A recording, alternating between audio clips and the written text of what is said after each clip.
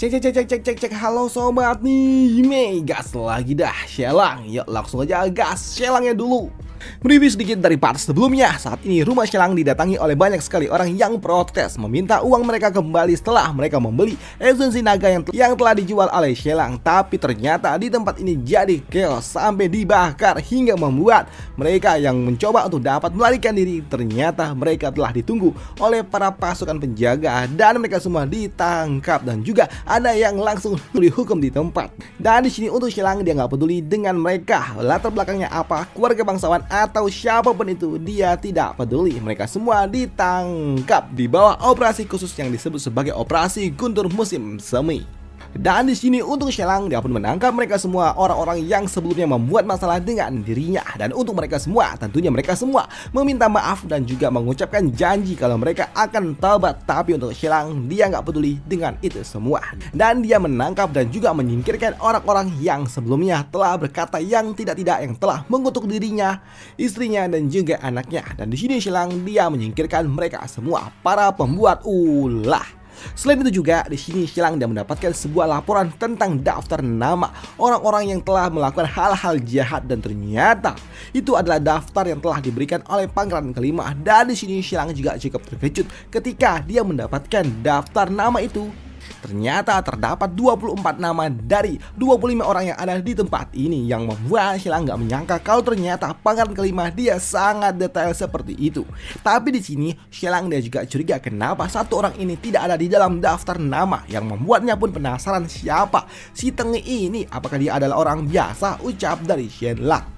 Di sini Shelang dia pun menginterogasi siapa bocah Tengi ini dan siapa namamu, dan katakan, ucap dari Shelang, yang membuat di sini bocah ini dia pun panik dan dia mengatakan kepada Shelang kalau dia bukanlah seorang preman, dia hanya orang yang iseng, ucap dari dirinya, yang tentunya membuat Shelang dia pun bertanya, kenapa kalau kau adalah orang iseng, kenapa kau mengutuk wargaku, ucap dari Shelang, yang membuatnya dia mengatakan kalau dia hanya iseng. Yang membuat dirinya dia mengatakan kalau sebelumnya dia hanya berkata itu karena dia sedang sakit hati telah ditinggal oleh seorang wanita, yang membuat Shelang dia nggak habis pikir. Memangnya apa hubungannya dengan diriku? Ucap dari Shelang, kenapa kau malah mengutuk putraku? Kenapa kau malah mengutuk orang-orangku padahal kau tidak punya masalah dengan diriku? Ucap dari Shelang, yang membuat si Tengi ini dia pun tahu kalau dia memang nggak punya masalah dengan Shelang, tapi dia melakukan ini semua karena dia sedang emosi, karena dia sebelumnya telah ditolak oleh seorang wanita, yang membuat Shelang dia pun tahu kalau memang di luar sana, di dunia ini banyak orang-orang yang aneh seperti ini, punya masalah sama siapa, dilampiaskan sama siapa. Benar-benar sungguh menyebalkan, ucap dari Shelang. Tapi di sini Shelang juga tahu kalau orang ini bukanlah orang jahat, yang membuat Shelang dapat bertanya siapa namamu yang sebenarnya, ucap dari Shelang. Walaupun memang di sini si Tengi ini dia tidak menjawab, tapi orang-orang yang ada di belakangnya mereka mengatakan kalau sosok yang ada di depan itu adalah orang yang bernama Zhang Piao, yang membuat bocah itu tentunya dia pun panik. Sedangkan untuk Shelang dapat mencatat nama bocah Tengi ini karena mungkin aja di masa depan kau akan memberikan sebuah masalah, jadi aku harus memberikan kau sedikit hukuman, ucap dari Shelang. Sedangkan untuk yang lainnya singkirkan, ucap dari Shelang kepada Kutuhua, yang membuat kini Kutuhua dia pun melakukan sebuah tindakan tegas dan juga terukur, menghukum mereka orang-orang jahat dan hanya meninggalkan para putra-putra bangsawan doang, yang membuat di sini mereka semua juga dipaksa berlutut oleh Kutuhua. Dan dengan tekanan yang diberikan oleh Kutuhua dan juga Shelang, membuat mereka semua pada akhirnya mau tidak mau harus berlutut di hadapan dari Shelang. Dan untuk mereka juga takut ketika Shelang datang mendekati mereka semua berharap kalau Shelang akan mengampuni hidup mereka. Shelang dia juga tahu kalau bocah-bocah ini mereka semua memang orang-orang yang sangat-sangat pembuat masalah. Mereka memang tidak melakukannya dengan tangan mereka sendiri, tapi mereka membayar orang untuk membuat masalah atas nama mereka, dan itu sama aja mereka dalang di balik kekacauan yang ada di ibu kota, yang membuat Shelang dia pun harus memberikan sebuah hukuman juga kepada mereka semua. Dan di sini Shelang dia pun bertanya kepada mereka apakah dia pernah membuat masalah dengan orang-orang ini, yang membuat mereka semua langsung keringat dingin.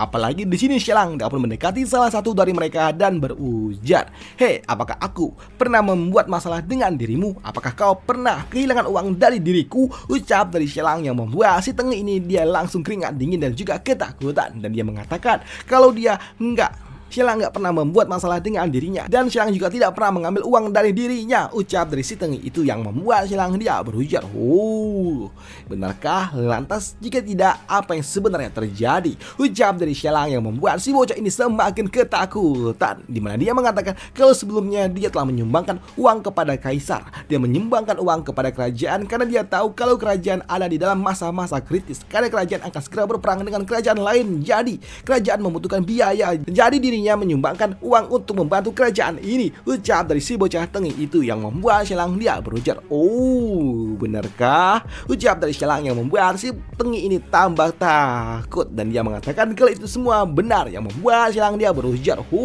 "Benarkah? Apakah aku benar-benar tidak pernah mengambil uang dari dirimu?"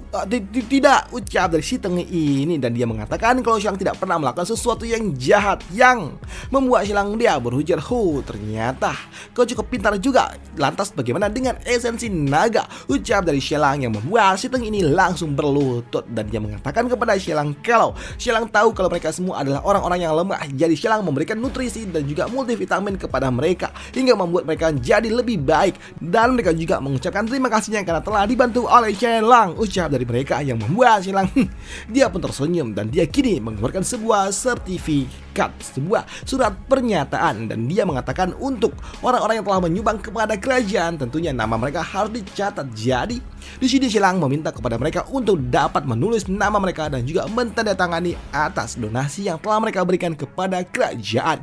Ucap dari Xialang yang membuat kini bocah tinggi ini dia pun menulis namanya dan mencatat serta mentandatangani surat pernyataan itu, walaupun dia juga tahu ini adalah sebuah tekanan yang diberikan oleh Xialang sembari keringat dingin tentunya. Dan setelah dia mentandatanganinya, di sini Xialang dia pun memberikan sebuah sertifikat dan meminta kepada si Tengi ini untuk kembali pulang. Dan itu membuat si Tengi ini setelah dia mendapatkan sertifikat, dia langsung kabur, dia langsung berlari secepat yang bisa dia lakukan, dan dia pun sungguh sangat takut karena dia melihat Xialang menyingkirkan orang-orang tepat di hadapan dari dirinya, dan dia juga tahu kalau dia telah kehilangan uang, tapi uang tidak ada artinya daripada kehidupan, pikir dari dirinya sembari terus berlari.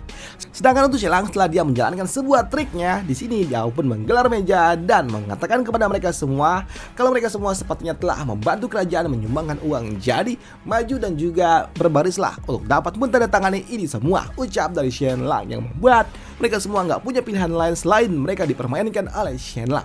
Mereka tahu kalau mereka awalnya hanya ingin mendapatkan uang mereka kembali, tapi ternyata mereka dipermainkan oleh Xialang. Namun mereka juga tahu kalau mereka ini tidaklah baik, dan mereka juga rela kehilangan 6.000 koin emas dibandingkan dengan hidup mereka, pikir dari mereka. Dan mereka juga mulai mentandatanganinya walaupun memang dengan cara yang terpaksa. Namun di sini untuk si Tengi ini ketika dia mencoba untuk melakukan tanda tangan, di sini Xialang dia pun memberikan sebuah hukuman di mana dia menolak untuk dapat menerima uang yang diberikan oleh si Tengi itu, yang tentunya membuat si Tengi ini dia pun bingung dengan apa yang maksud dari Xialang.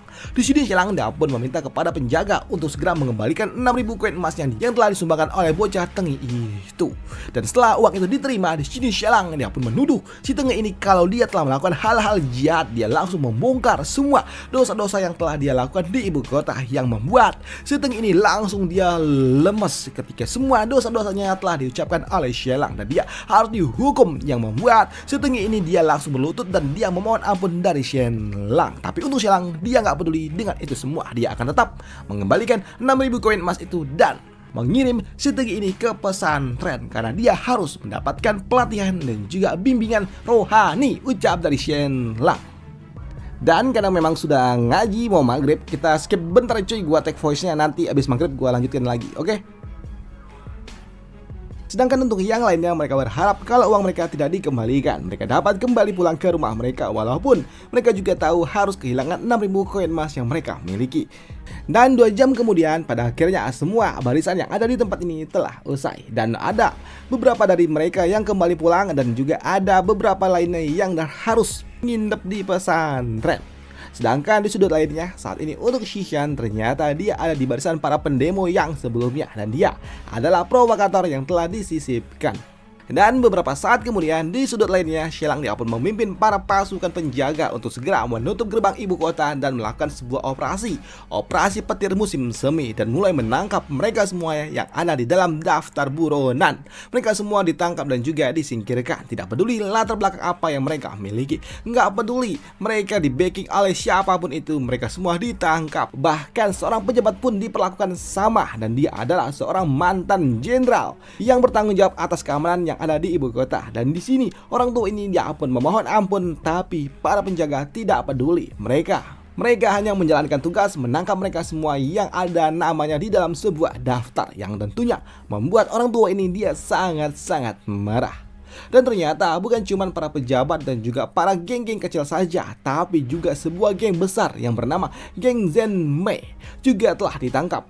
Padahal geng Zenmei mereka terlibat di dalam sebuah masalah yang memang sangat berlarut-larut, dan mereka juga memiliki backingan yang sangat-sangat kuat. Dan backingannya bukan main-main pula, merupakan keluarga bangsawan besar yang dekat dengan kekaisaran ataupun dekat dengan kaisar. Karena mereka memiliki sebuah bisnis yang sangat mengerikan, di mana mereka menangkap orang-orang yang berasal dari wilayah-wilayah lainnya pula, dan mereka melakukan bisnis ilegal, dan itu tentunya tidak mungkin dapat dimaafkan. Yang membuat di sini Pangeran Kelima ketika dia mendapatkan sebuah informasi dari bawahnya kalau ternyata geng Zenmei berafiliasi dengan pejabat tingkat tinggi, tentunya mengejutkan bagi Pangeran Kelima. Apalagi di sini pembawa pesan dia mengatakan kalau pejabatnya adalah orang yang berasal dari keluarga Bian, yaitu Bian King, yang merupakan putra ketiga dari Adipati Bian Shao, yang tentunya hal itu juga sedikit mengejutkan. Bahkan di sini Pangeran Kelima dia juga mendapatkan kunjungan lainnya lagi dari seorang pembawa pesan yang melaporkan kalau dirinya ditantang apakah berani mengusik keluarga Bian, yang merupakan keluarga yang mendukung Pangeran Kelima untuk dapat memperebutkan tahta. Namun untuk Pangeran Kelima dia nggak peduli, dia tetap melakukan operasi petir musim semi. Dia menangkap seluruh dan juga memusnahkan geng Zenmei, tidak peduli dengan latar belakang yang ada di belakangnya, karena nanti urusan itu nanti aja diurus belakangan, pikir dari Pangeran Kelima. Namun di sini Pangeran Kelima dia pun kembali mendapatkan kunjungan, dan kali ini yang datang adalah Kutu Hua. Dan untuk Kutu Hua dia pun melaporkan kepada Pangeran Kelima kalau ternyata geng Zenmei hanyalah sebuah boneka, karena dikendalikan oleh keluarga bangsawan lainnya, bukan cuma keluarga Bian, tapi ada juga keluarga Lian, yang tentunya hal itu mengejutkan bagi Pangeran Kelima. Apalagi yang melakukannya adalah Lian Jin, sosok cendekiawan yang sangat-sangat terkenal. Dia sangat terkenal sebagai cendekiawan yang sangat-sangat populer. Dia terkenal ramah, rapi, dan juga cerdas, dan tentunya hal itu mengejutkan bagi Pangeran Kelima. Bahkan sebelumnya Pangeran Kelima sempat berpikir ketika dia nantinya naik tahta, dia ingin membawa Lian Jin menjadi bagian dari timnya, yang tentunya hal itu juga membuat Pangeran Kelima dia nggak menyangka kalau ternyata sosok yang terkenal sangat-sangat baik di permukaan ternyata memiliki hati yang sangat-sangat dalam, pikir dari Pangeran Kelima. Sedangkan di sudut lainnya lagi untuk Shelang dia juga mendapatkan sebuah kunjungan, dan ternyata yang datang mengunjunginya adalah kedua orang tengi-tengi ini, yaitu Bian Qin dan juga Lian Jin, di mana mereka datang mengatakan kepada Shelang kalau mereka akan mengadakan sebuah pesta party dan mengundang Shelang dan juga Pangeran Kelima. Tapi untuk Shelang dia mengatakan kalau dia tidak tertarik di dalam pesta yang akan dilakukan oleh orang-orang ini, yang tentunya membuat mereka pun mengatakan kalau Shelang ini terlalu sombong. Tapi di sini untuk bocah Lian dia pun mengatakan kepada Shelang untuk mencoba membujuk Pangeran Kelima, tapi Shelang menolaknya, yang membuat si tengi ini dia pun kesal, dan dia mengatakan kepada Shelang untuk berhati-hati karena Shelang tidak tahu apa yang sedang dia hadapi. Dan hal itu pun juga dibenarkan oleh wanita yang ada di sebelahnya, di mana dia mengatakan kalau keluarga Bian memiliki saham di bisnis geng Zenmei dan Shelang harus berhati-hati. Dan dia juga mengatakan kalau dirinya adalah kebanggaan yang dimiliki oleh selir Bian. Dan dia juga langsung to the point aja, apakah Shelang berani mengusik keluarga Bian yang telah terlibat dengan geng Zenmei, apalagi keluarga Bian melalui selir Bian menjadi pendukung utama yang dimiliki oleh Pangeran Kelima. Apakah Shelang dan juga Pangeran Kelima berani menegakkan integritas mereka jika harus menghadapi sosok pendukung utama mereka, ucap dari gadis ini. Tapi untuk Shelang dia nggak peduli dengan itu semua dan meminta kepada mereka untuk pergi dulu, yang membuat si tengi ini dia mengatakan kepada Shelang untuk berhati-hati. Dan untuk si tengi ini dia mengatakan kepada Shelang untuk berhati-hati, dan dia juga mengatakan kalau operasi petir musim semi memang sungguh luar biasa, bahkan membuat ibu kota sangat-sangat aman. Bahkan para penduduk kota tidak lagi perlu mengunci pintu mereka karena kota sangat-sangat aman, tidak ada lagi penjahat. Tapi dia juga mengatakan kalau di air yang bersih sulit bagi ikan untuk dapat hidup, ucap dari dirinya. Sembari memberikan sebuah buku, dia juga mengatakan kalau di dalam buku ini terdapat rahasia besar yang dimiliki oleh geng Zenbei dan Shelang. Perhatikan baik-baik apa yang ada di dalam sana. Dan apakah kau pikir Pauvalium Jinshan yang dimiliki oleh keluarga Jin itu bersih dan juga suci? Ho.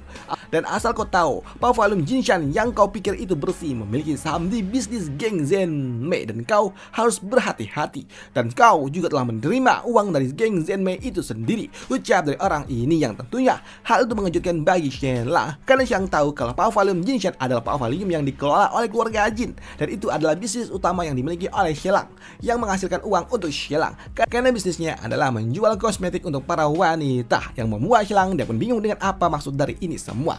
Dan ketika Shelang dia membaca di sini, dia cukup terkejut kalau ternyata Pauvalium yang dimiliki oleh keluarga Jin memang memiliki saham yang cukup besar di geng Zenmei, yang tentunya hal itu mengejutkan bagi Shelang. Apalagi geng Zenmei dimiliki juga oleh keluarga Lian. Dan itu membuat Shelang dia pun berpikir kalau mereka benar-benar sangat-sangat licik. Dan itu membuat Shelang dia juga tahu kalau orang ini tidak akan mungkin dapat berpikir sampai sejauh itu, yang membuatnya pun yakin kalau ini semua adalah rencana yang dimiliki oleh Bang Yin Yuan untuk dapat menjatuhkan dirinya, pikir dari Shelang.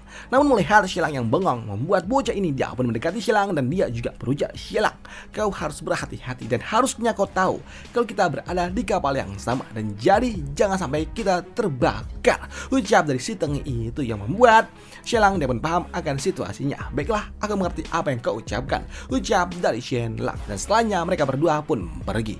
Dan setelah mereka berdua pergi, di sini Shelang dia pun memanggil pasukan elit miliknya, dan dia pun meminta kepada mereka untuk dapat bersiap menyingkirkan keluarga Lian dan juga Bian Qin, ucap dari Shelang. Namun di sini Shelang dia juga meminta kepada Xishan untuk melakukan sebuah tugas khusus, di mana dia mengatakan kalau dalam waktu 3 hari ke depan Bang Yin Yuan pasti mereka akan mencoba untuk dapat menyerangku dengan semua kemampuan yang mereka miliki, dan kau harus menghancurkan mereka sebelum hal itu terjadi, ucap dari Shelang. Selain itu juga Shelang meminta kepada Xishan untuk memanggil manajer Pauvalium milik keluarga Jin. Dan benar saja, tak lama setelahnya tante ini dia mendatang, dan dia adalah Jin Huan yang merupakan manajer utama dari Pauvalium Jinshan, dan dia adalah orang yang dulunya menjadi pengasuh dari Mulan.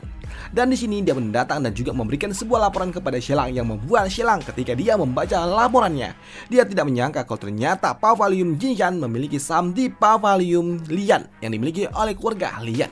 Dan yang menjadi masalahnya adalah Pauvalium Lian adalah pendukung utama dari Gang Zenmei, yang tentunya itu membuat Shelang dia pun tahu kalau sepertinya ini agak sedikit merepotkan, pikir dari dirinya. Apalagi saat ini Shelang dia juga tahu kalau Pauvalium Lian mendapatkan dukungan langsung dari Selir Bian. Walaupun di sini Shelang dia juga yakin kalau Selir Bian tidak tahu kalau Pauvalium Lian memiliki hubungan dengan geng Zenmei yang telah melakukan bisnis-bisnis yang tidak benar, dan itu membuat Shelang dia pun tahu kalau bocah Tengi ini sungguh sangat menyebalkan, ucap dari Shelang. Dia sangat licik, tapi di sini Shelang dia juga yakin ini semua pasti adalah ulah dari Bang Yin Yuan.